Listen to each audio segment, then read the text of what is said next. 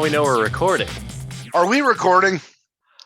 Welcome back to another episode of I Can Do This All Day. I'm Dan, the part-time Avenger, and with me is always Mark, the resident Jedi. Hello there.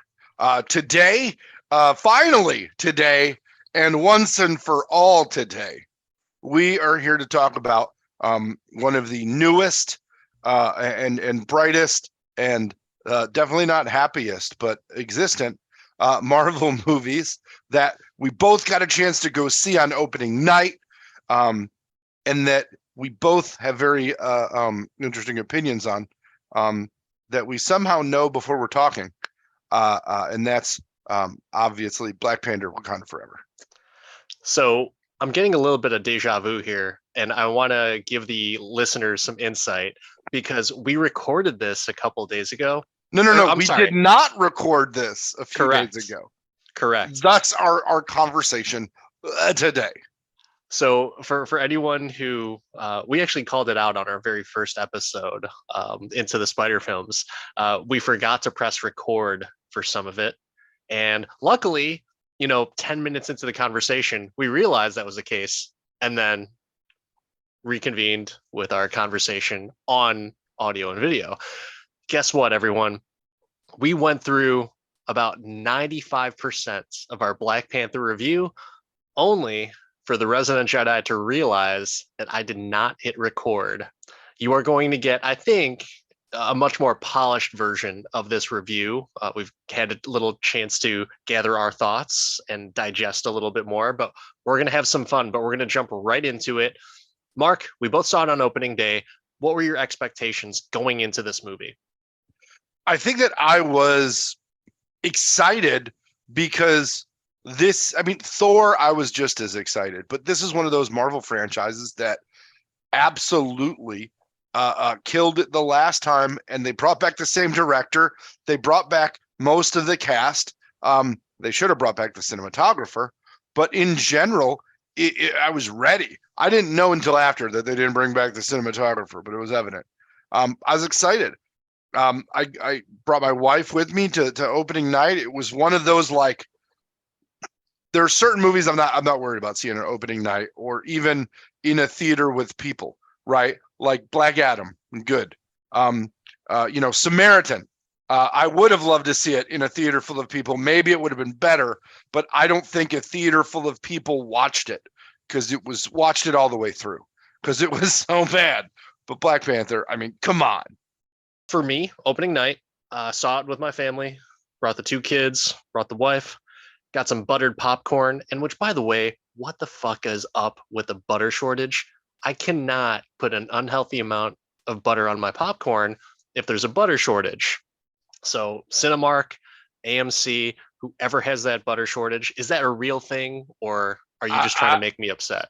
I don't know what you're talking about, because I flooded the top end of mine with butter, so much so that my wife would not eat it until I cleaned the top of it off, which is a really cool trick to get first That's crack awesome. at the popcorn. With our snacks, we also got a Pizza Hut pizza, which obviously wasn't from Pizza Hut, but they made it. It sufficed. Everything was good. And we bought. Was it the Book It pizza? Like the little Book It pizza? It was a little bit larger. Book It pizza? Larger. Much larger than the Book It pizza. Oh, so, man, that's good. Did it incent you to go there? Like Book It incented you to go to was that the stockholder Pizza Hut pizza? So let's get one thing clear. Book It incentivized us to say that we read a book. Accurate. Side note on pizza. Favorite pizza from your childhood. Not now that you have a refined palate, but from your childhood when cardboard was tasty. Favorite pizza that you remember eating can be microwaved at home, can be anything. You go first and I got mine. So I think it has to go with the Totino's frozen pizza with the fake sauce, fake crust. Something about a man. Is that just rolls or pizzas? No, just the pizza. Okay. And keep in mind, those pizzas are so not filling. You could have eaten like 3 of them and still been like, can I have more? But awesome. I got to go with Market Day pizza. I don't know if you had market day at your school. I did, but I'm not white, so my family didn't. Ah, My family didn't my get market day a whole lot.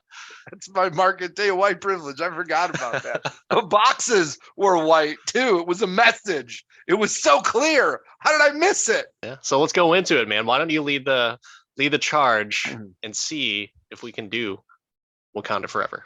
Oh, we can get there. So when you went into this movie, we said we saw it opening day. We went with our families. There was a butter issue. How much of this did you watch in trailers? Like, what percentage of this movie did you capture previously versus me? I went in stone cold.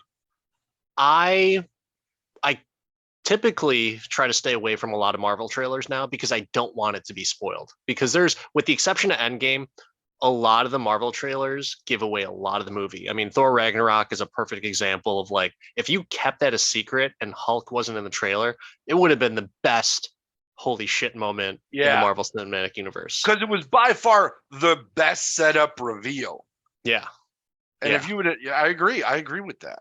But yeah, I watched all the trailers because I have, just like the rest of Phase 4, I have been so damn curious as to what the movie, what the phase is about. So I wanted to take a look at everything and analyze everything. Were you curious or frustrated? Curious, because how do you fill that gap that Chadwick Boseman left when he passed away? I mean, what do you do? It's a Black Panther movie. What do you do if there's no Black Panther? Is you make the character gender fluid. You just switch the gender on the character, right? Just like Thor. It's just now it's that. And I got a bet for you. You want to take a bet? What's the bet?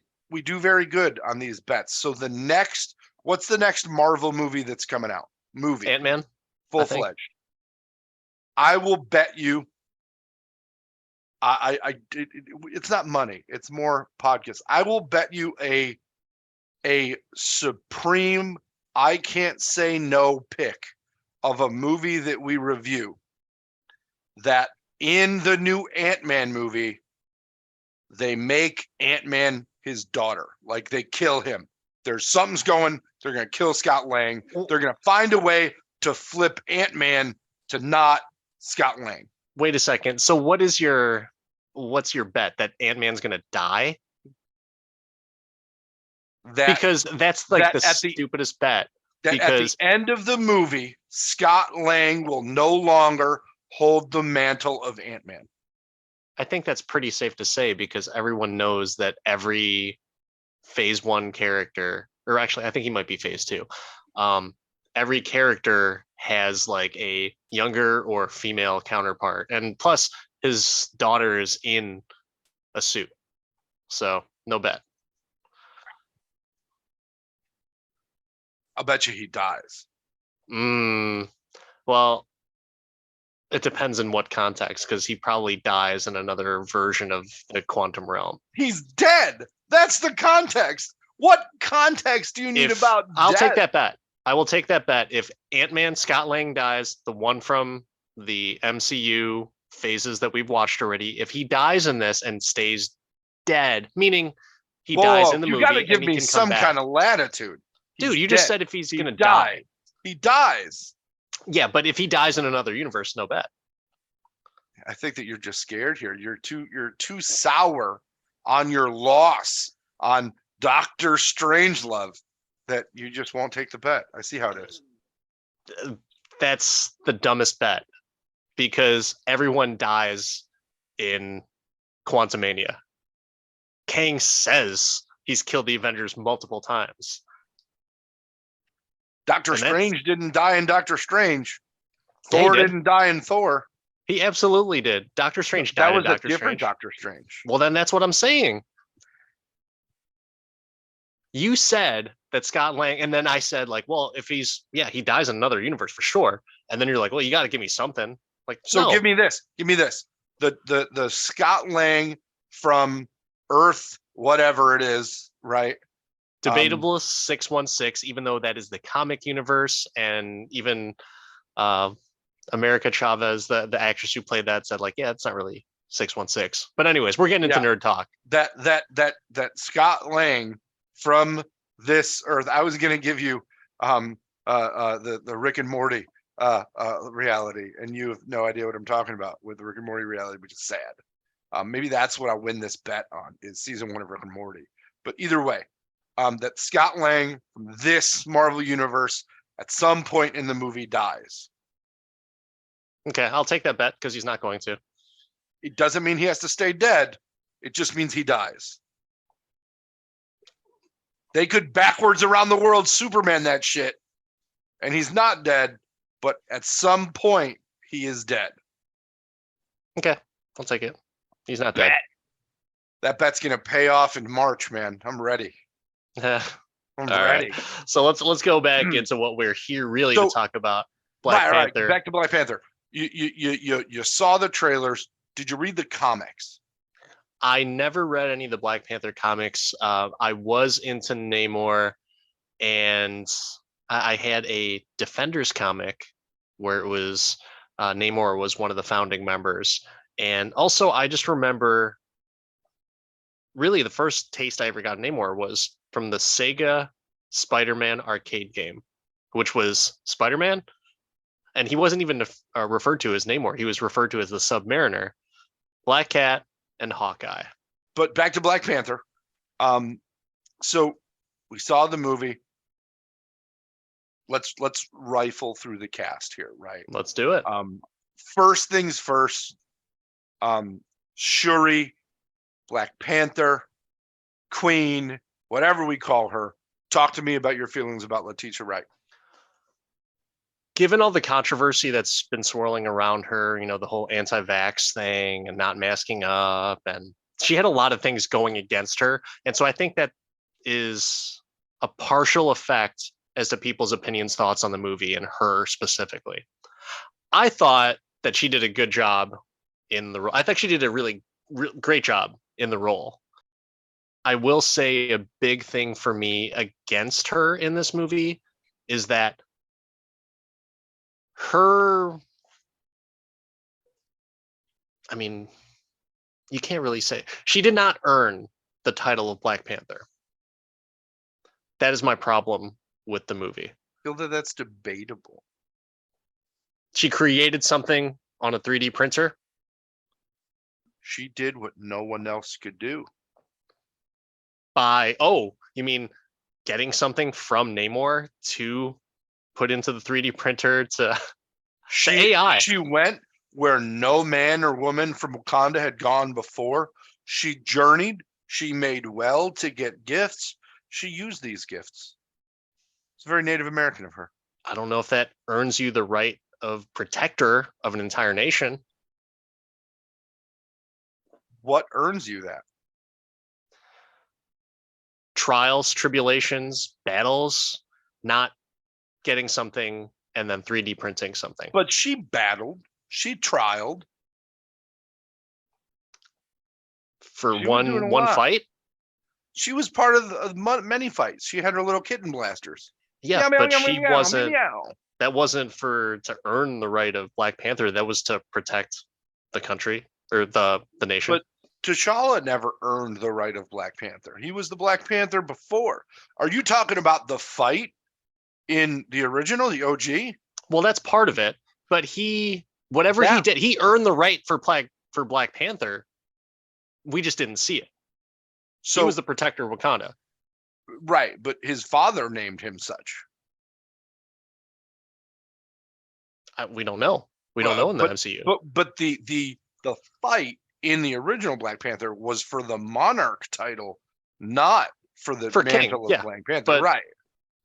What I'm saying is, in order for there to be a replacement for the Black Panther, she did not do anything, in my opinion, to earn that.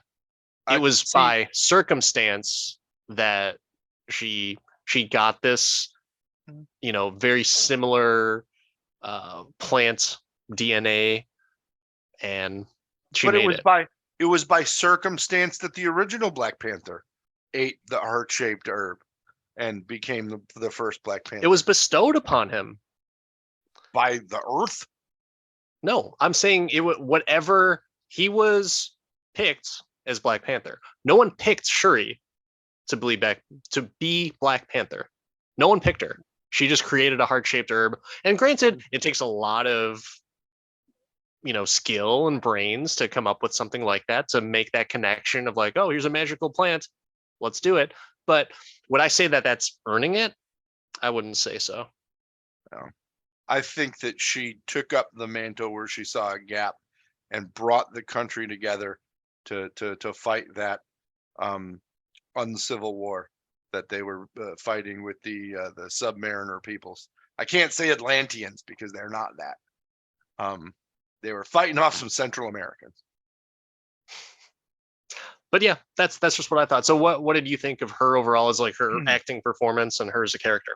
I thought this script and the storyline gave her such a great opportunity to show her range as an actor.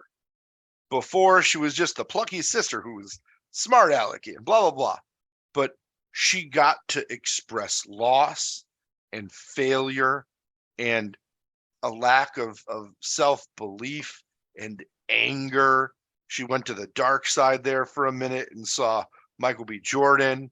Like, she got to see and feel empathy for Namor. I thought that the role gave her considerable ability to show range, and I felt as an actor she met it. Like, I was with it. I was not like, oh, you suck. During this entire movie, which was long, considerably long, and there were no like slow-mo, there was no Snyder cut pieces to it.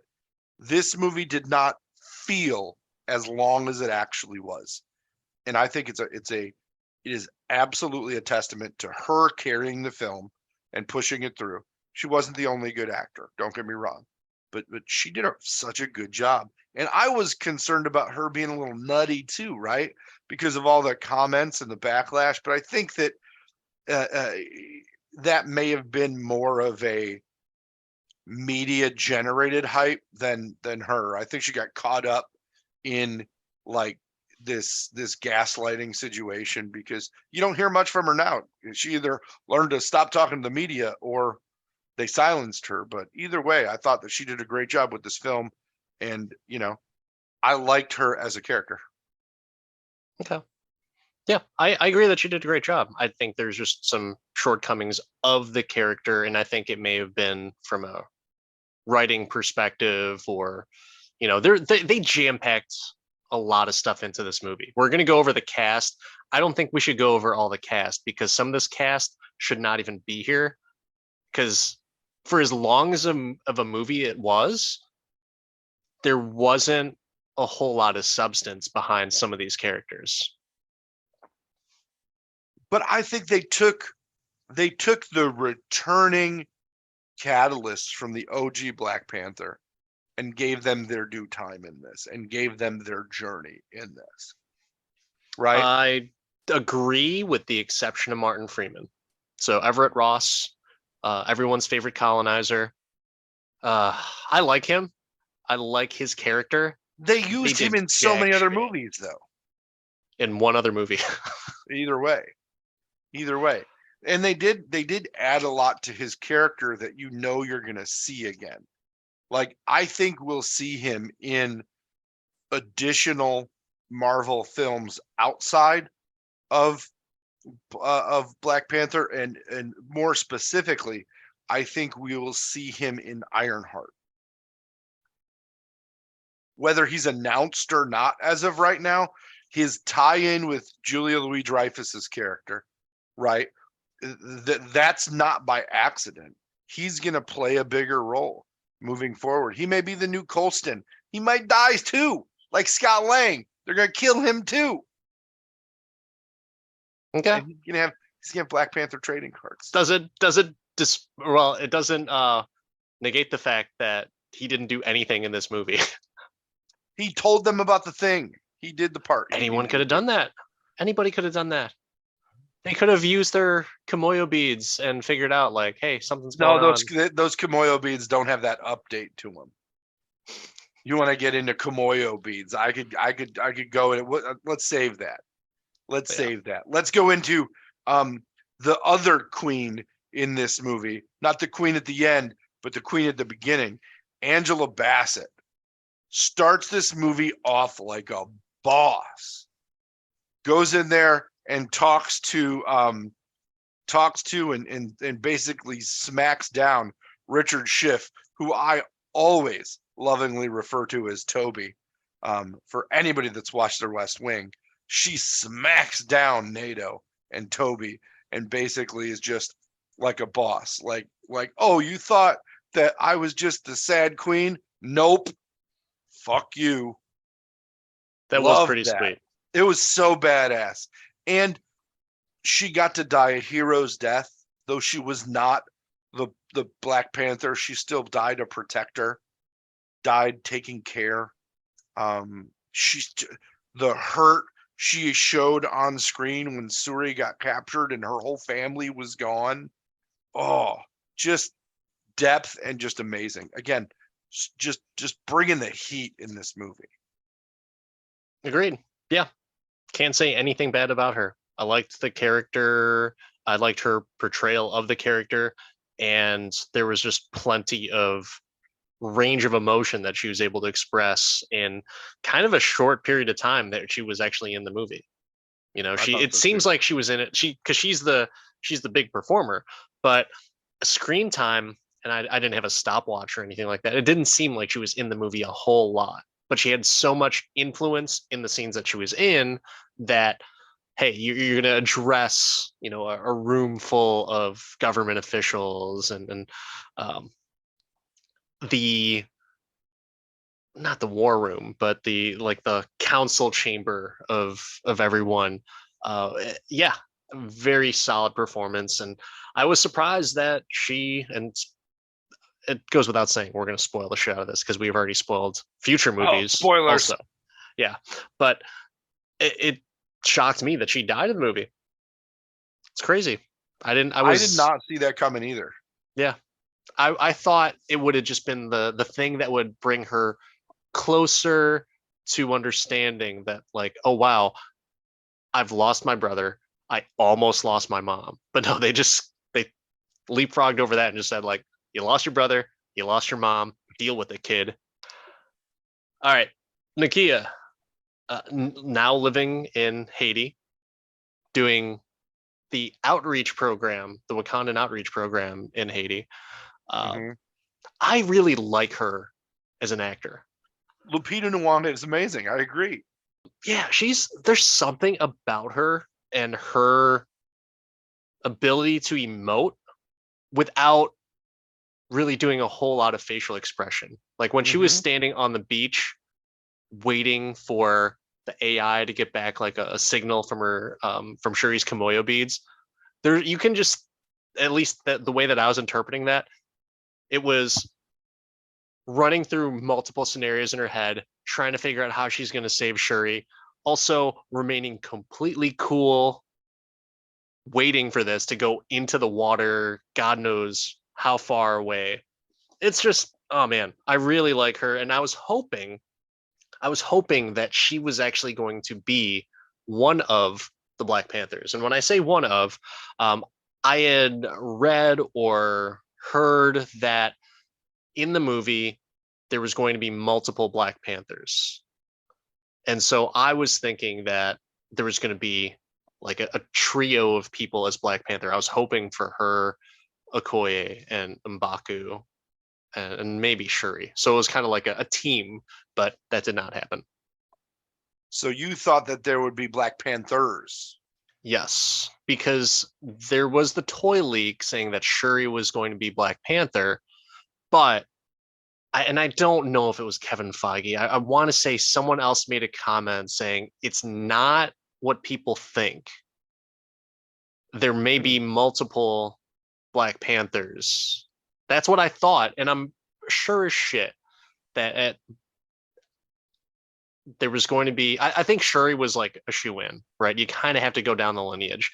I thought Okoye and Nakia were going to be the other one. I thought they were going to like triple force female it up. Oh, you Fox Force 5 now. Exactly. Now they're going to Fox Force 5. Which one tells the jokes? Well, obviously it's Okoye because she was the funniest out of all the characters in this movie. I She was want to see excellent. her. I want to see her in so much more. She's such a good actor, and So she good. plays that character excellent. I swear. I think that she could, if we were able to get back the movies we enjoyed from the 90s, right? If they did some of those reboots of those like straight guy, funny guy movies, like she could be so awesome in those. Like any movie Dan Aykroyd did, she could play the Dan Aykroyd part. Like Dragnet, she could play the straight man in Dragnet, and anybody could play the Tom Hanks part. I don't know where to go with that because you've got someone of such good acting range, and you pick fucking Dan Aykroyd for her to replace, and I'm just like, I don't know. I mean, Dan Aykroyd in the 80s. Would you You've got prefer? such Would you a prefer hard Rick on. Moranis? Sure, you know what? I would put her in anything. I'll watch it. That's what I'm But saying. pick Honey, I pick Shrunk the something. Wakandans. Pick something else. Amazing. Pick something else besides Dan Aykroyd stuff. This Dan Aykroyd thing has to stop. It It has to doesn't. Not stop. until we get him on the show. Not until first guest Dan Aykroyd. Then you know we made it, bro. No, I really do think she's got such range, and I would love to see her in some comedies and just in more mainstream roles. It's not that she doesn't get good roles. It's I don't just know. I don't know of any other role that she's had besides Okoye and The Walking Dead as Michonne. she was in The Walking Dead. Still is. Although the series is coming to an end, I'm not sure if she's died in the last season. I would assume not, but who knows? That's a good point. Maybe that's what's keeping her from doing more. I hope with her being unveiled as part of the Midnight Angels or the Midnight Angel, I hope there's more of her because I really like her as that strong, just battle tested character. Hang on, we And gotta back up. We gotta back up on this Midnight Angels thing. Are you talking about that weird Zelda underwater people armor that she built? yeah,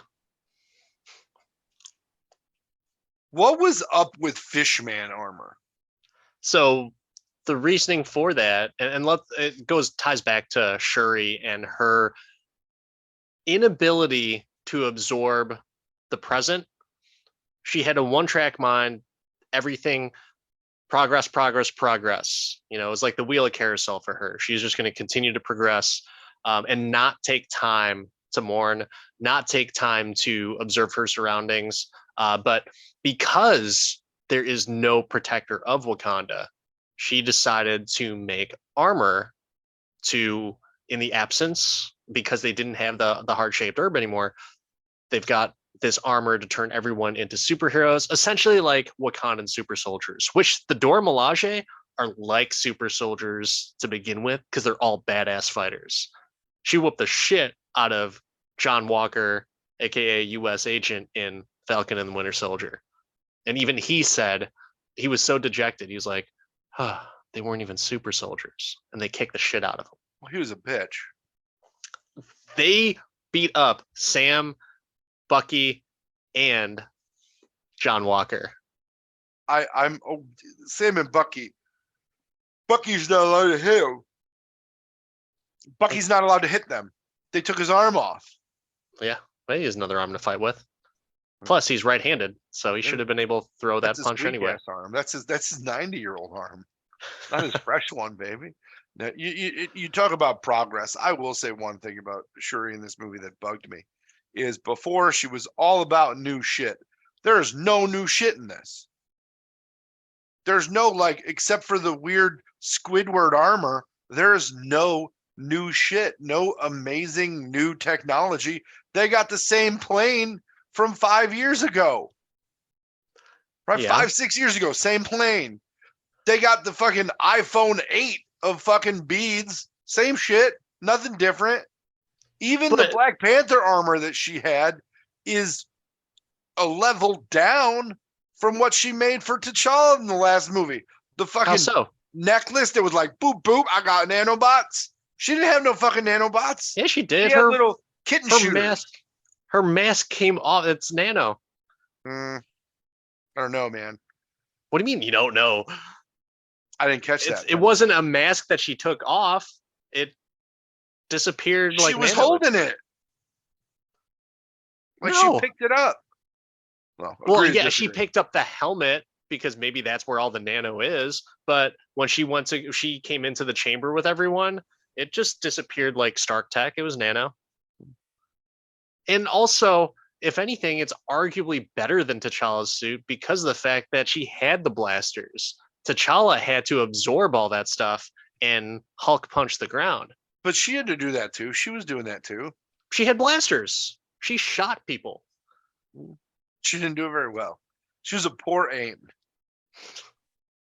But anyway, I'm just saying, I think the negation of lack of technology, I think, is warranted because I think that they're already so advanced. I mean, how much more advanced can you really get? They were hitting puddles of water and their force field opened up for Wakanda. Like, it's got to be pretty damn high tech for them to hit moving water for a force field to open up for people to come in. That was in the 5-year-old plane. They were already doing that shit. That was outside. That was the people Either at way, the gate. that wasn't a new force field. That was the same old shit they were doing. They had that since 2003, dog. I don't know. You're talking about new shit. There was no new shit. It was still hidden. They had a 3D printer that can create organic material. I don't know. I think you're off. Well, we can't stop talking about characters until we get to your boy, Winston Duke. Oh. God, that guy's awesome. So awesome. Best character in the movie with the exception of Okoye. He comes in like the thick muscle head that you think he's just like an idiot warrior, right? But he turns out to be a moral compass for Shuri, which was really awesome because you don't think of the mountain man that's been living up there for years, very uncivilized by conventional standards. He's the moral compass for this kid who is refusing to grieve, but obviously grieving. And so it's kind of cool to see him with that. And then, of course, with his range of getting his ass kicked, like he's this big bad motherfucker, and he got his ass kicked by a fishman. But I agree. I loved the fact that they gave him range and they gave depth to the character. This movie gave depth to so much. That's why it was so long, but that's also why it didn't seem that long, is because there was just so much quality in the writing and in the acting that we didn't really complain a lot about much. Anybody else you want to call out specifically? I mean, we have to talk about Namor or Namor, Oh, as yeah. his people call him, Kulkan. Yes, the chupacabra, right? Is that the same thing? It's a werewolf, but no. Whatever. So Whatever. How'd you feel? How'd you feel about the performance? you go first. I'm interested in hearing what you have to say. I liked it. I was on board. First of all, not a fan of the character from the comics. In the comics, the underwater Dracula looking dude that always just seemed like a pompous pain in the ass was given a very, I mean, real is relative, right? When you're talking about Marvel movies, but given pain and reality and a story that, while it seems fantastical, like could explain a lot about why we can't find any of those civilizations. No evidence. It's like, did you? Huh? So it was good. I liked it. I was a fan, and there was a lot of emotion to his acting. like you felt the pain and also felt, yeah, I don't give a fuck. I've been alive a lot longer than you, and I'm gonna fuck your shit right up. So I want to talk about the comic book character first, because at face value, just like you said, kind of a dick, pompous prick, always wearing green underwear, wings on his ankles, uh, sexual predator. He loves the ladies, and he's going to bring those ladies down that he loves down to Atlantis and keep them as his own personal property. So, comic book Remember, character. you can't say Atlantis anymore. Well, I'll get to that. I'm talking about the comic book character. So, at face value, Namor should not be likable in this movie. What Marvel does, in my opinion, does well is, in some of their movies, I should say, they make their villains likable, or at least you understand their motives, and so they become likable. Killmonger, he was one of the best villains, right? Not likable in the sense that, he's doing some terrorist shit, but he was a boy that his father was murdered by his own brother, and he does not get to see his homeland, and he's been living a lie, and so he basically builds up all this aggression to really try and go back and take his homeland, and get back some of the power that they have lost over the years, and why they've been treated so badly, and how he grew up in the hood while they got to live in paradise. The Thanos, obviously, you can totally see why he wants to snap away half the world, because there's just too many goddamn people. For Namor, just a kid, just a kid that had some weird ass wings on his feet, but he just wants to protect his people. And so that was one of the things, is like, he didn't come off like the sexual predator, which I'm glad that they didn't, because that wouldn't have came off very well, The especially in damsel in today's. distress thing in this Marvel universe does not exist. Yeah, it's not going to happen. But you can almost interpret it as to, well, there could have been something romantic with him and Shuri. Like, you're a princess, I'm the king of this ancient uh, civilization. Maybe you could interpret it that. I don't think they went there, obviously, No, but because she was wearing protection. yeah. But he's funny too, right? When he's talking about, when Shuri says, "I want to see more of your city," and Namor's like, "But your blood will become toxic. Your bones will break under the sheer pressure of the ocean. Or you could wear a suit. We have one over here." And it's just a nice Yeah, the brief. suit that I murdered somebody in. Yeah, yeah. He's just Hey, like, here, wear the Egger suit. yeah. But it's funny. It's funny. The guy has range, and I think I've heard some feedback saying like that he wasn't that good of a villain. It's like, fuck you. Are you kidding me? Number one, you've got diversity. So it's awesome to see, instead of like a black versus white conflict, you have two minority groups in the eyes of typical America, right? Two minority groups going against each other, protecting what they believe is what the right thing to do. They're protecting their own land and their own resources. So who's in the right, who's in the wrong? Namor is just trying to protect his civilization that has been a secret for years, and obviously, the Wakandans are getting blamed. Huh? The blacks are getting blamed for something. That's kind of, very relevant to today as to why, like, okay, here's an issue. How is this being misconstrued, and how can we rebound back from this accusation?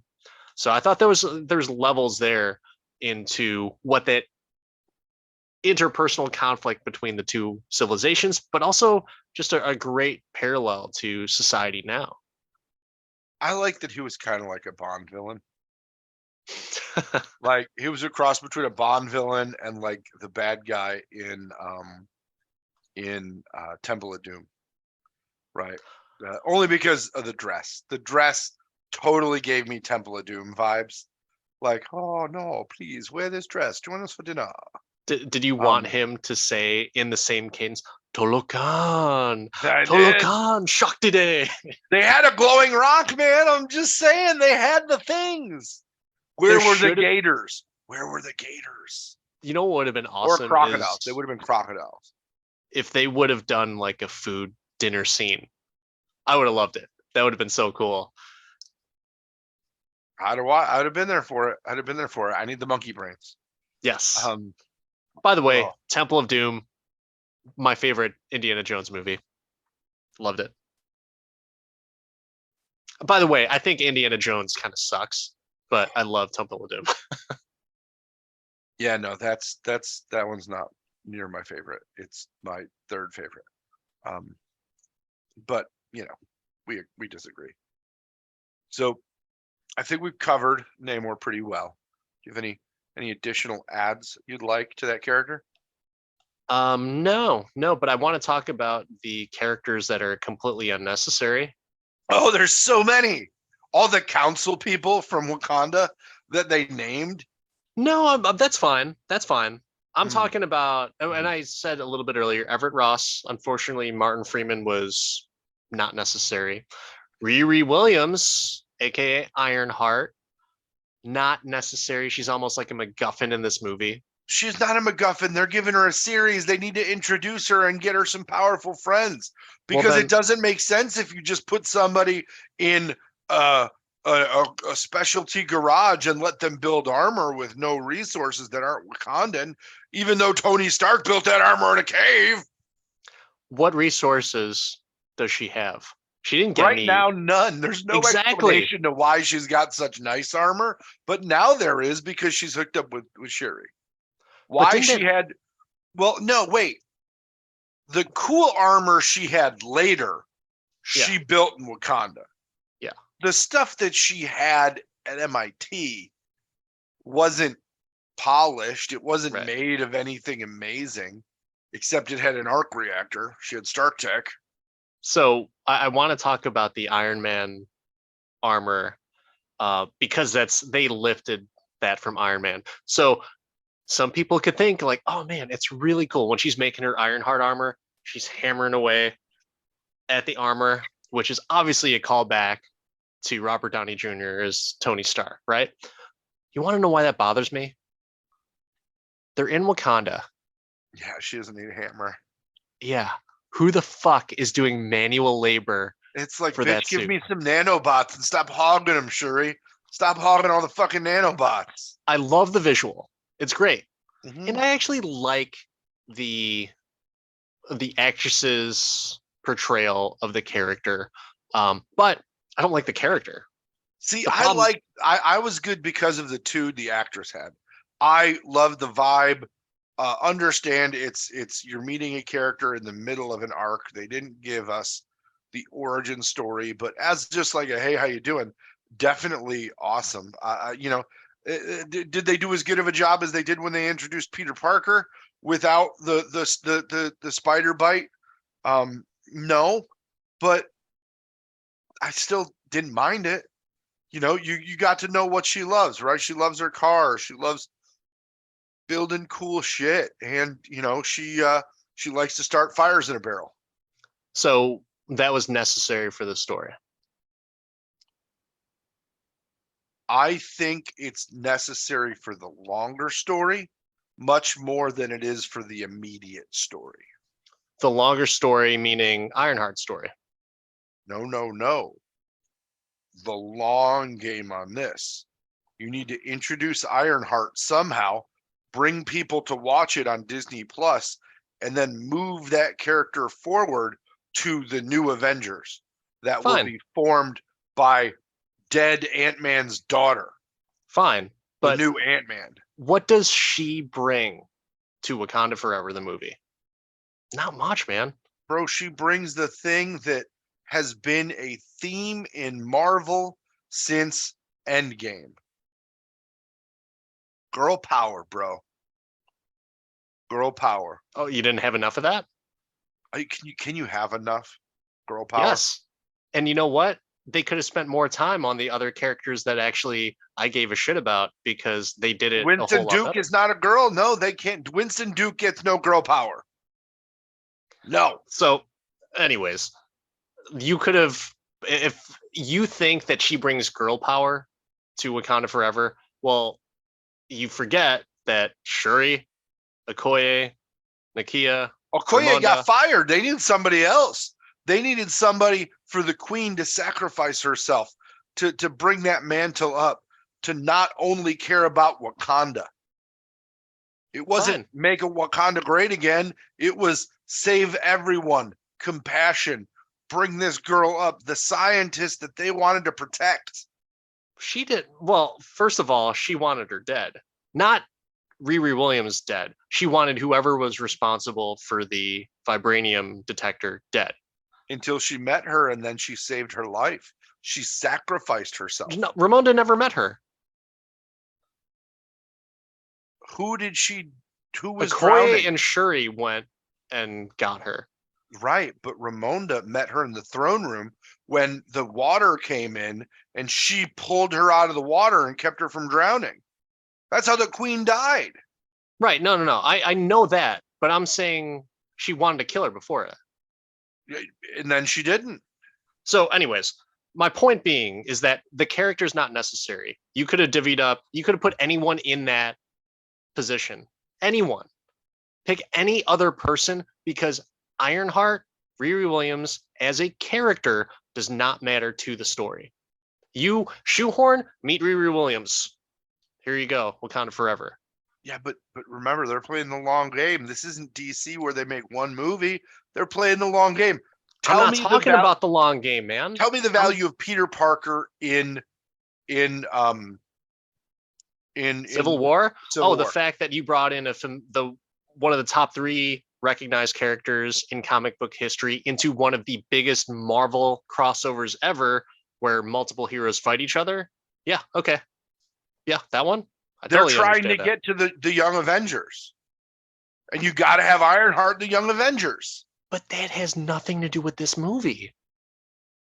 I'm saying you have to. All right, let's get one thing clear. I am not talking about the overall Marvel MCU picture. I am talking about this movie specifically. But this movie has to play into that picture. You got to understand the reality of the situation, not being closed off to the story and saying it should only be a Shuri movie. It's not a Shuri movie. It's an everybody movie. It definitely wasn't a Riri Williams movie because she was shoehorned in. If you want to have that argument, so was Winston Duke. He's part of the people. Are you kidding me right now? He's part of the group of people, the nation that is fighting to protect their home. She's fighting with them. That's how she gets such a jump. So here's this. If you would have went to Ironheart, you would have had a huge problem with how she got fancy armor. Now you know how. They talked about her garbage armor, and now she's got Wakandan resources. I don't give a fuck about Ironheart because they can talk about that in any other movie. If you were going to introduce someone into a movie, they have to have a reason to be there.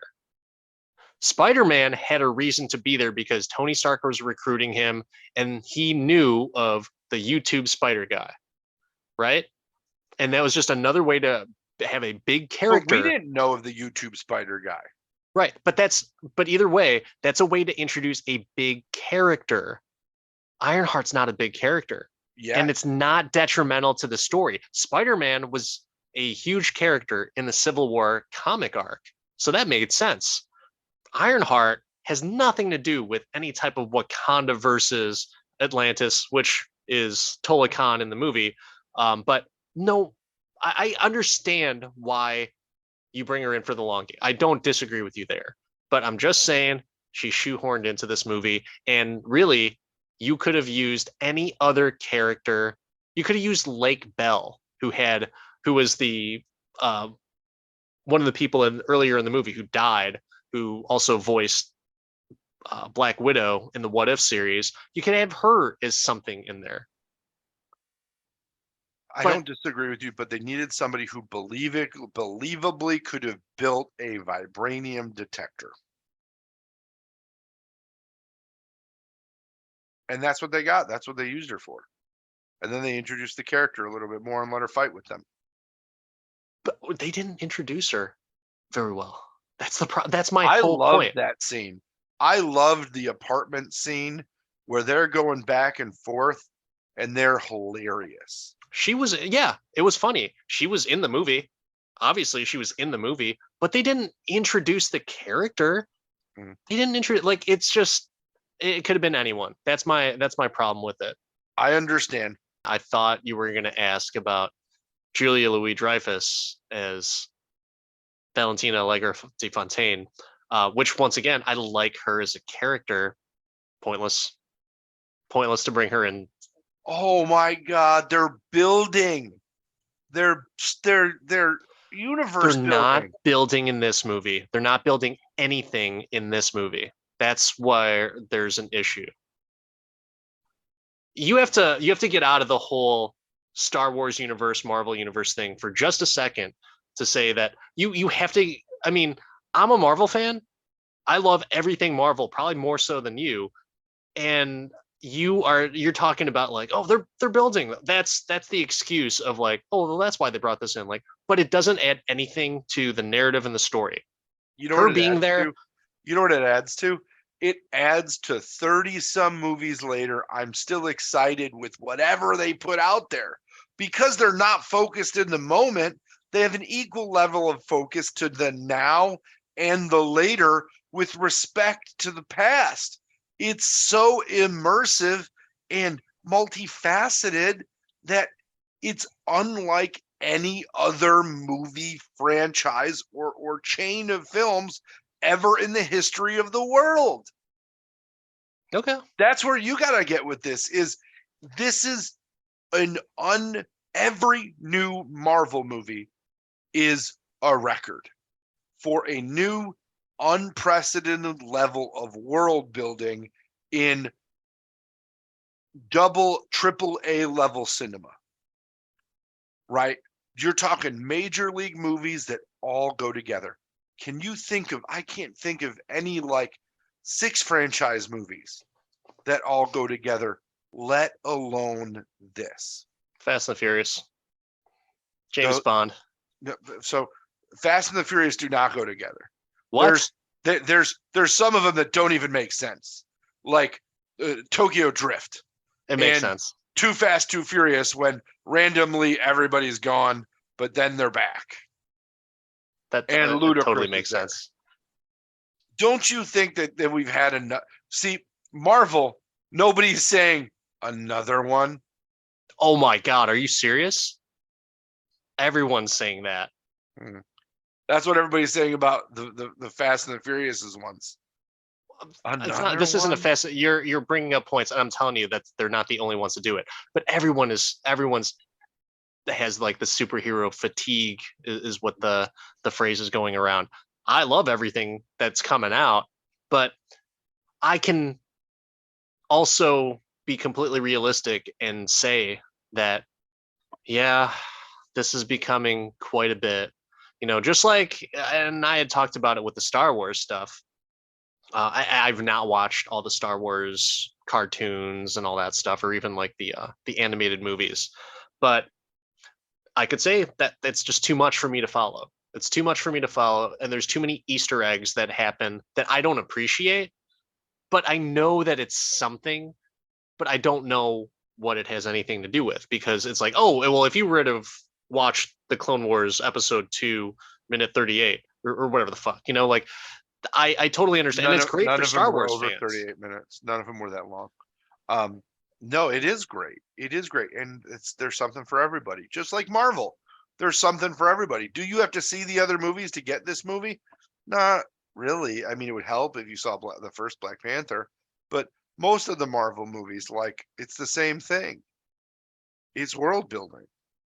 Yeah, but that's what I'm saying is, for this, you are also, if you didn't watch any of the TV shows, then or I'm sorry, you would not know who the hell Val is. If you had not read any of the comics, you wouldn't know why the fuck there's this poorly animated pink Power Rangers looking robot on the screen that's Ironheart. You wouldn't know who that person is, and you would be wondering why. It's like, why did they cut out that piece of metal right there, and then she just threw it on the ground? Like, you wouldn't have understood that callback. I knew because I've seen some of the or read some of the comics and knew a little bit of the character. But when you are talking about Everett Ross, who I like as a character, and I think they underutilized him, they could have done something else. Or you know what? I'm okay with them omitting people. I love to see cameos. I like to see, oh, bring all the people in. But if it doesn't add something like really, really great to the story and it's replaceable, that's where I will honestly critique it, being a huge Marvel fan. I'm just here for happiness, man. That's the whole reason I watch the movies. And the I, reason I talk about them is for joy. And you're just angry today. I'm worried about you, I'm man. calling it how I see it. Mhm. It's when there is something that, and I'll defend a lot of Marvel stuff. This is one of those movies where it was a wonderful tribute, but overall movie, I don't think it even really holds a candle to the first Black Panther. I mean, it's hard to beat perfection.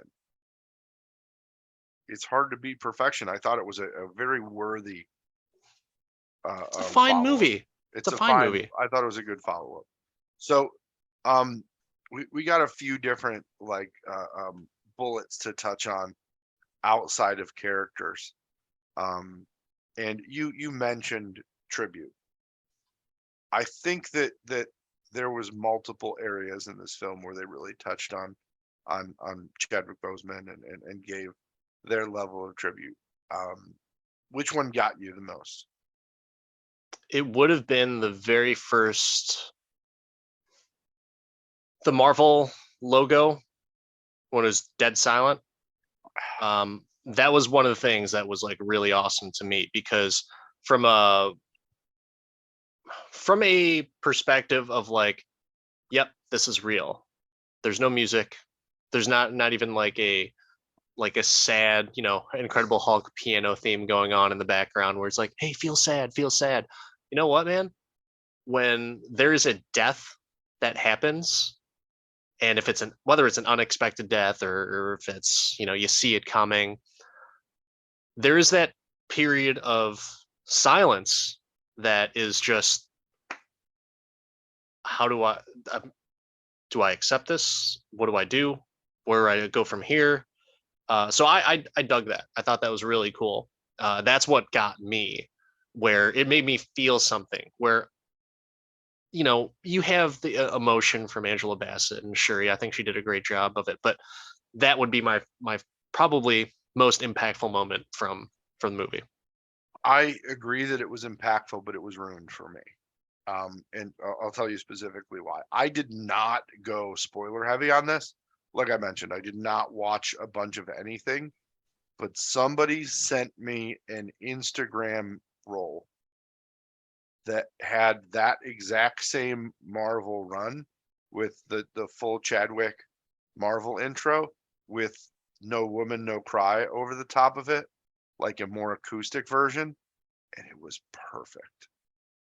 And the fact that it wasn't in the movie made me upset. That it because it was so perfect. Did you see that? You saw it before I saw it the before. movie? Saw it Okay. before. And No Woman, No Cry was in the movie at some point. But if they would have used that over it, that would have just. I know you don't like pop music, so you're probably happy they didn't use it there. But it I was do. just I do so like good. pop music. It's just, Not in I don't movies. like it if it's a glorified music video. That's my, when a movie becomes a glorified music video, which Suicide Squad, Mm. that was fucking awful. I mean, I don't know about you, but I'm really excited to see how they get All I Want for Christmas Is You into the Guardians of the Galaxy Christmas special. Like, really excited about that. You know what? But I'm okay with, hypocrisy is strong with this one, as you know. But I'm okay with that because you have, I don't think it's used as a glorified music video. It's not just like, hey, what's a really hot song that's going on right now? Let's plug it in here. James Gunn really strategically picks that stuff, and one of the most recent ones that comes to mind is Free Guy. When they were playing Mariah Carey Fantasy, that was just fun. It sets the tone for the Yeah. movie where it's like, oh, this is funny, like this. I'm gonna have fun in this movie. Whereas Suicide Squad, they started playing like Imagine Dragons or some fucking band, and I'm just like, Some fucking band. this doesn't That's a go. band name. This doesn't go with anything. This is just a song put in here, and it's not even like going with the flow of or the tone of the movie. It's just insert popular song here, and that's Okay. it. Tangential topic. Best use of Mariah Carey in cinema history. In cinema history, are you talking about the music? The music, yeah. I think, I mean, you can't go wrong with Rush Hour with Soo Young singing it in the car with the two bodyguards. Wow. It's not even on the top 5. Oh man, I want to say Mean Girls because my background is pink, but I'm gonna go completely outside of the zeitgeist and say Don't Mess with the Zohan, because not only was the Mariah Carey music in it, but so was Mariah Carey. I like that movie, but I don't remember her in it. So. She was at the soccer match. They fought over. There was a fight scene where she was there. Yeah, I don't. Oh, that movie is amazing. Oh, There's plenty of funny stuff with that movie. But oh man, such an underrated Sandler movie. yeah, very With good. the feet. Watch the feet. Watch third foot. Just nailing everyone at the hair Oh, salon, just yeah. giving them shitty haircuts and all, just screwing every single one of the ladies. He wasn't banging him. He was just rubbing his junk on him. Yeah. So back to the somberness of Yeah. of, It's a good blend yeah, that we got going on we right do now. what we can here. We try and we go high, we go low, we go everywhere. I think that the tone of this film, after they get through the funeral at the beginning, which I love the fact that it was a celebration, right? They gave you the somber tone, and then they gave you this full-on Wakandan massive celebratory funeral, right? Like, they made Queen Elizabeth look like a punk because they did it big. They didn't do it as big as they did in the first movie, right? The visuals, in my opinion, were, while still amazing and impressive, they seemed a little shrunken to me. Like they went from 16:9 to 4:3. And I'm attributing that to the fact that they had a new cinematographer, like a brand new cinematographer that maybe didn't get blocking or coverage put in for that. But how did you feel about it? Did you feel that? Did you feel the squeeze on the edges in this movie? At least in the big celebration scenes? During the celebration scene, it's funny that you bring that up. And I want to say that I just came up with this, but in reality, we talked a little bit about it before when thought we were recording. But I didn't think of that as an issue during that particular scene and procession, but one could attribute it that Ryan Coogler was trying to squeeze in, as you say, because the focus and path of Shuri was so narrow that she wasn't trying to take part of the celebration. She wasn't trying to see everything else that was around her. She was focused on moving forward, and really she couldn't move forward because she was just like grieving. She was the only one wearing her hood, I believe, and just really grieving, having a tough time throughout this procession. So that's my auteur theory of the compression. But I will say that I agree with you that some of the shots were not really grandiose, if you will. But I think for the reasoning is because I don't think Ryan Coogler is really that great on big shots. Oh, I gotta disagree based on the first movie. The first movie, though, was, if you're some of those scenes were either aerial shots, and then the ones that you would think that are much larger. And I'm assuming you're talking about like the waterfall scene, which was The waterfall scene, the Wakanda, yeah, a lot of really that. impressive, Mhm. really impressive shot. But that wasn't even a wide shot of everything. That was a more of a ground all the way up. That was like, from an auteur theory perspective, you could say like, oh my God, the expectations are so tall and high for this movie. And Wakanda, the world itself, is almost like higher above than everyone Yeah. else. So, but I think there's some issues with him and how he shoots his stuff, because if you take a look at Infinity War, the battle in Wakanda, fucking amazing. The way that they made that particular battle seem like the world is going to end. We're fucked. And the Yeah. Russos shot that, and whoever, you know, the cinematographer was and everything, they built that to make it seem like a very big, grandiose uh, setting. But for Wakanda Forever, I don't think they did that. And I don't even think they did that with Tola Khan for Namor's city. So let me ask you this. Do you think COVID played a part in that? Like they Possibly. couldn't get enough extras. They couldn't get the right locations. They couldn't shoot the way they wanted. I don't. Like did all the Letitia Wright garbage that ended up dragging the movie back and setting it back take away some of the budget where they would have added a few more people? Possibly, possibly, and that might be a very good reasoning as to why, but it could just be that it's not in Ryan Coogler's wheelhouse. He does things very, very well. His exposition of villains and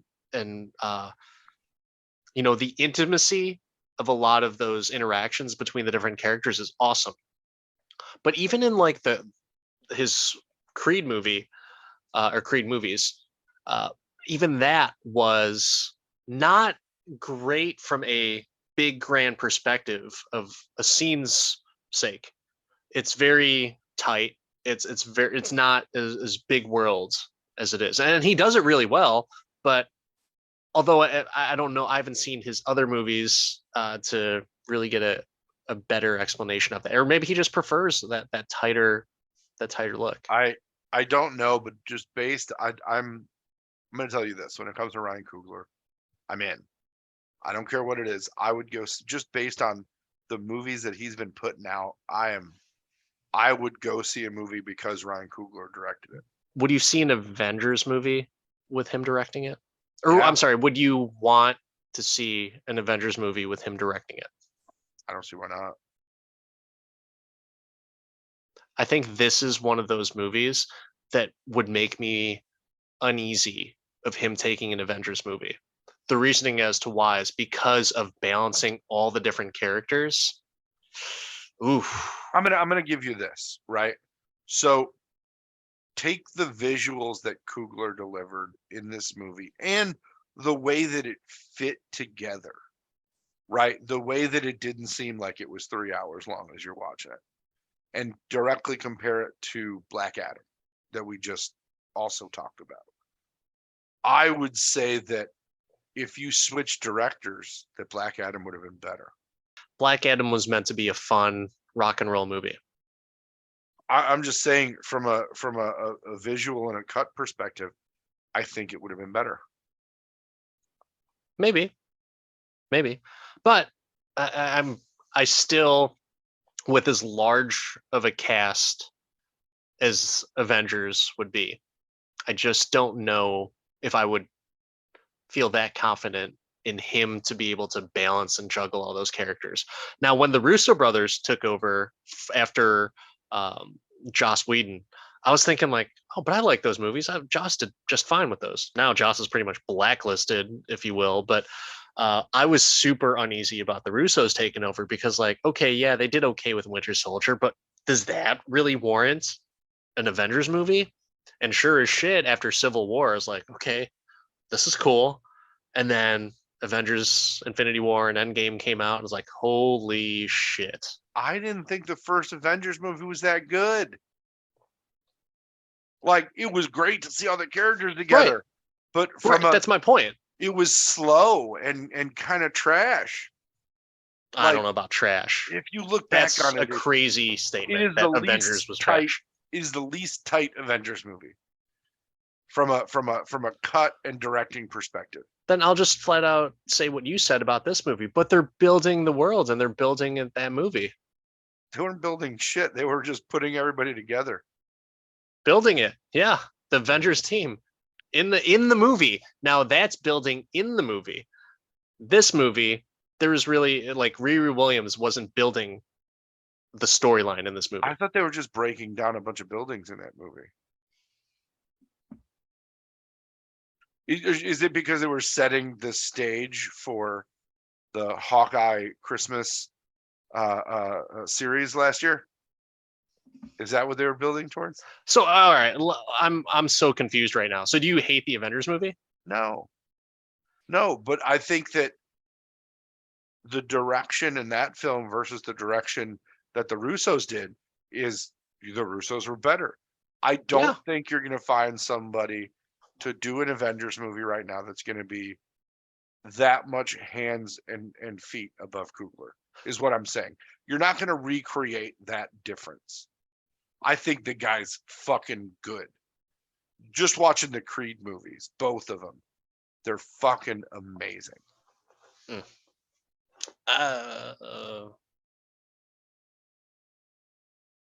Agree to disagree on that one. But yeah, I mean, you're saying exactly what I was saying though, is that the Russos did much better with the Avengers movies. But I'm saying that differentiation is not going to be. I doubt you're going to get somebody that much better than Coogler to do it, especially with James Gunn out of the picture. Like, so the Russos, you wouldn't say that the Russos would the do better? Russos straight up said they're not coming back for a decade. They No, signed. they a said they would different come deal. back for Secret Wars if they did that. That's 10 years away. 2026. I think there'll be an Avengers movie before then. 2025, which Destin Daniel Cretton's directing. I think Coogler would do a better job. Than the Russos. No. I'm better job than what? Than who? The guy who's supposed to do the Avengers movie in 2025. Destin Daniel Cretton? Right. That's fine. You can think that. I'm just wondering, like, better than.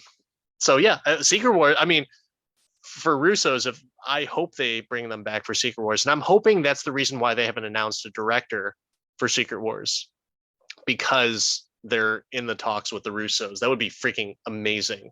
But back to your whole thing about the directing thing is, yeah, that's just my opinion of it. I don't know if it's in his repertoire to be in that big grand scheme of things. I think he excels very well when it is a tighter, intimate scene. Okay, I'll take you. We'll settle there. I think I got one more question for you about this movie.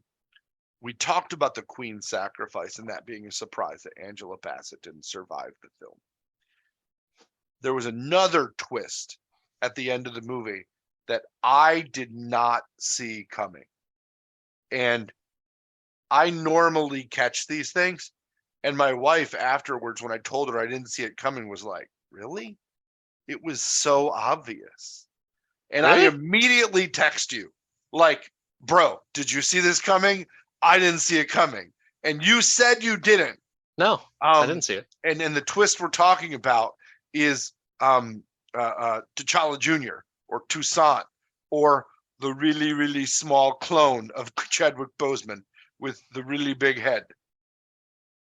So that kid was adorable. His big ass smile was. I was like, he had the biggest face I've ever seen on a kid. I was very. That was a feel good moment for me. That's the moment that got me. If you add like the whole movie, it was a movie about loss and it was emotional, and I was there for it, but I wasn't like affected by it. They pulled out the little baby T'Challa with a little big T'Challa face, and I was just like, whoa, whoa. My name is T'Challa. My name is T'Challa. It was so cute. It was freaking adorable. And but my that wife's kid, like, Duh, she left because she was pregnant. What? Yeah. How many people just, I don't know. Yeah, no, it makes total sense. Why wasn't she there? Because she was having their baby and she was out. And I'm just Yeah, like, that the fuck? that doesn't make sense to me at all. But when you line it up though, if she was pregnant before the snap, because it said she left after the snap, she didn't want the kid to get all the attention. And then he was back and died quickly after. Like he had already set up for him to not, it made sense. It made sense in that argument. And then I love the fact that while recruiting her, she infers that the queen got to meet the young prince. Like when she's like, did she know? And they're like, yeah, she was just here. It was just so good. When do you think she actually knew that it was him or his kid, Who? the queen, Ramonda? I don't think she knew she had a kid until she went down there and was told. Oh no, that's so I watched it again.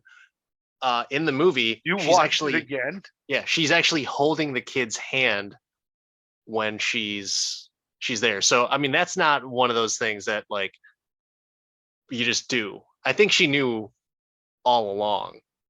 Well, I mean, so um, look at the kid. If she went down there and looked at him, she'd been like, well, that's pretty fucking obvious. Ain't nobody else look like that. You know how I mean, it's just like your kids look a lot like you in an unmistakable kind of way. They found the most Chadwick Boseman kid ever to put in there. I don't even know if they even like deep faked a little bit of it to get it dead on, but ooh. So I'll say, well, one more thing before I go on to the humorous comment that I have after it. But uh, yeah, that's one of the things where it's like I didn't know that was the twist. I didn't see it coming. Watching it again, there is a point before. And by the way, now that I think about, I'm putting it together in my head right now. She knew way before. She had to have known before because when if you or your wife thought that she knew when she went back to get Nakia to find Shuri, Mm-hmm. before Namor shows himself in Wakanda when they're trying to do the morning ritual, she says, "There's something I need to tell you about your brother." And then Namor shows up. It's a very quick line. And if you don't catch it, which I didn't, I caught it the second time. She says, "There's something I need to tell you about your brother." And then Namor fucking comes in and smells the wonderful air and talks about how clear the water is and the pH is really good. So he ruins them. I'm laughing because it reminds me of a Rick and Morty character. And if you would watch fucking Rick and Morty, we I've would have watched every episode of Rick and Morty. I don't know where you're coming up with this. the dude, the under the sea guy. I mean, there's so many characters. It's hard for me to. There was a whole episode around him in season 5. I know, but if there's not like multiple episodes of the characters, it's very hard to keep all the Rick and Morty characters. Oh, jeez. But yeah, so a quick throwaway, not even throwaway line, but if you don't pay attention to it, yeah, she knew for however long, but it's definitely before she went back out to speak with Nakia. But she's actually holding that kid's hand. The queen's holding the kid's hand, so she knows, like, this is my grandson. So now, funny thing about the kid twist, and I don't know if it's because, well, I know it's because this kid's also adorable, but it kind of made me think of the corn kid.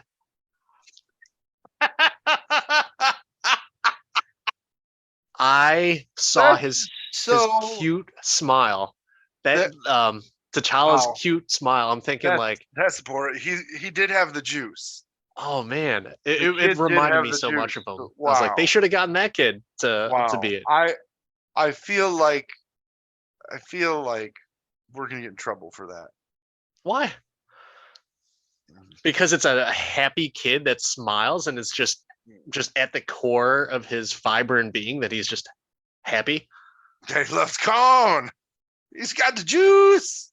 Oh man, that kid's adorable too. That's Oh, jeez. so cute, so Why cute. can't He our kids won do cute things? 2022.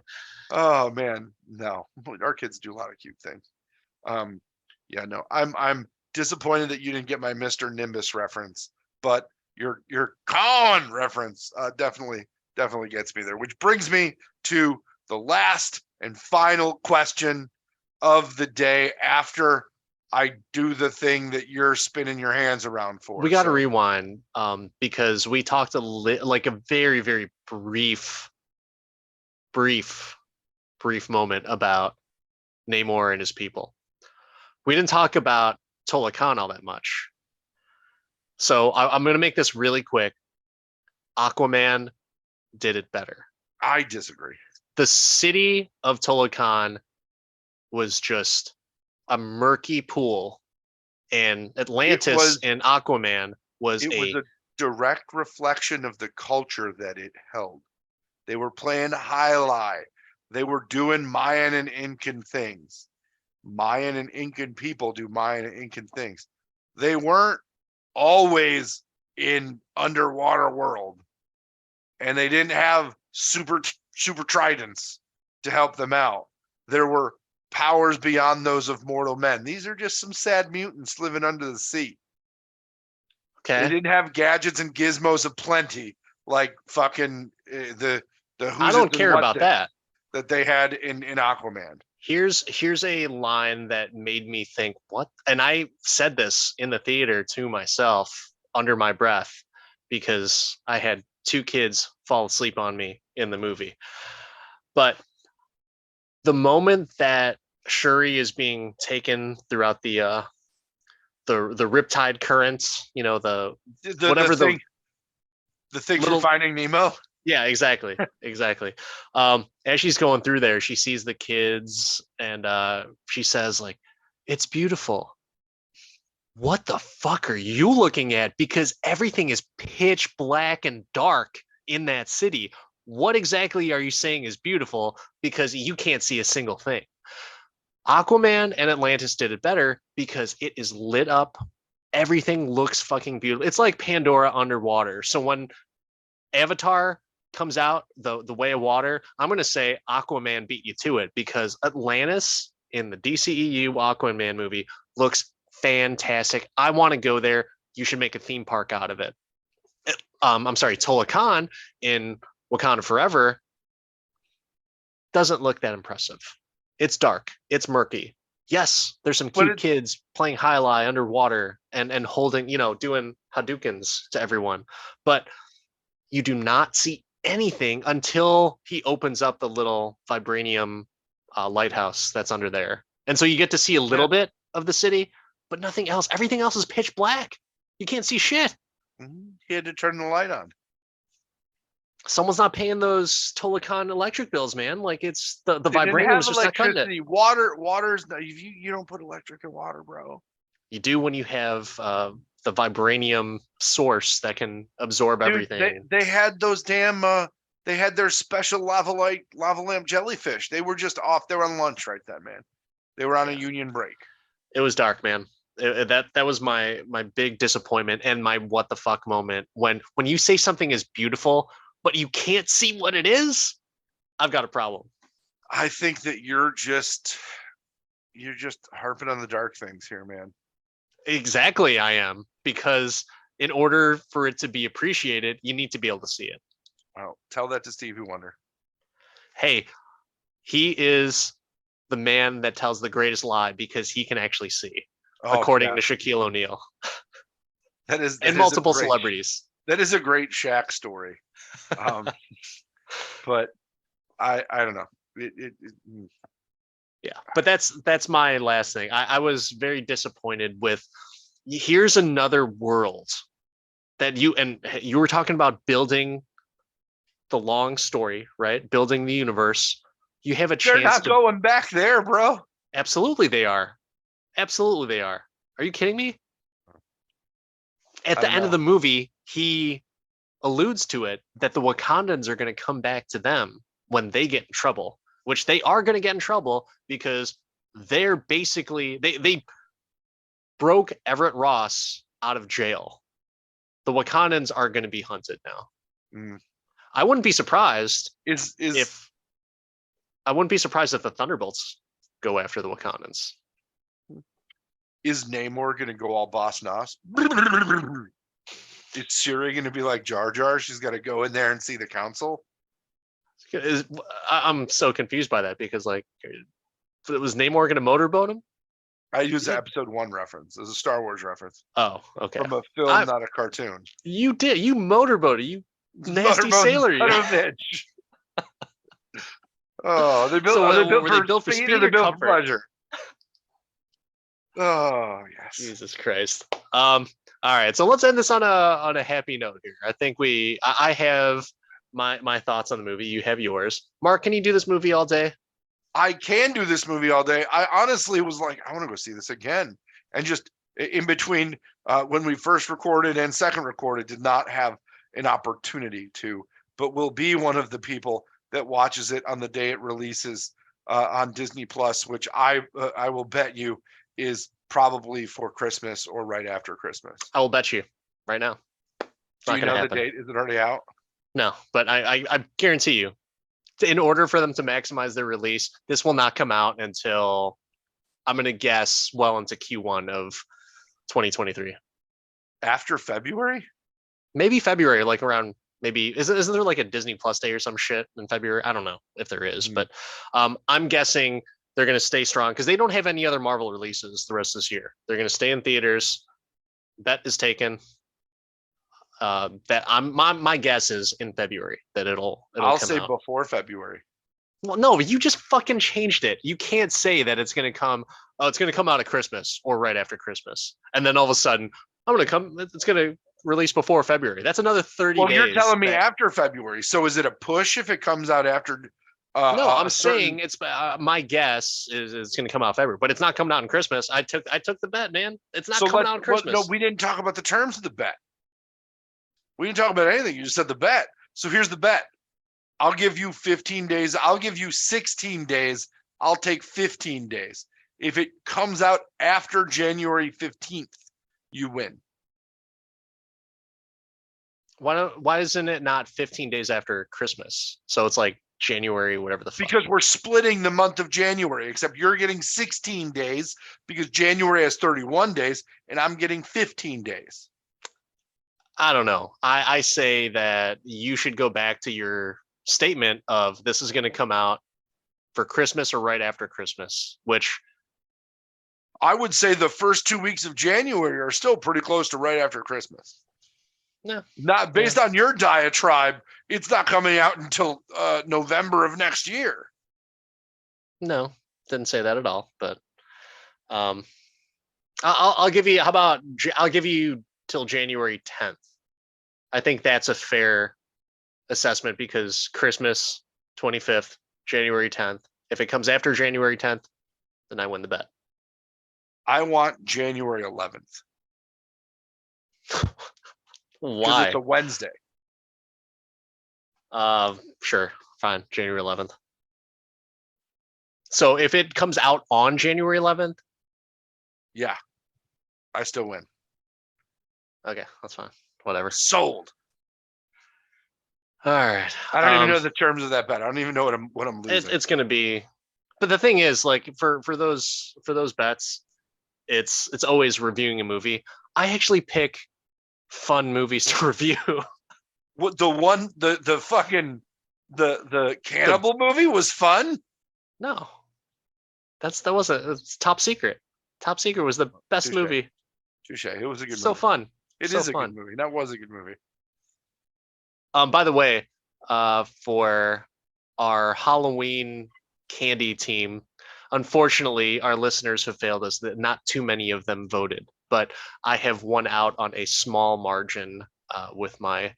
I believe it was by 2 votes for our candy Mm. team for our Halloween episode. It was very close, but by 2 votes. Somebody offered me circus peanuts today, and I Ew. yelled at them. Yeah. Did you slap Yeah. him? I that would have been domestic violence. Oh But god. Oh, your wife likes no, we were at a store that had them readily available, and she was like, "Oh, you want some circus peanuts?" And I as a was like, joke, right? Yeah, as a Okay. joke. She doesn't like them. No, not that I'm Okay, aware thank of. God. I could be completely wrong. Because that's domestic violence right there. All if I you said like- was, "Thank you for listening," and we moved on. Oh man. Yeah.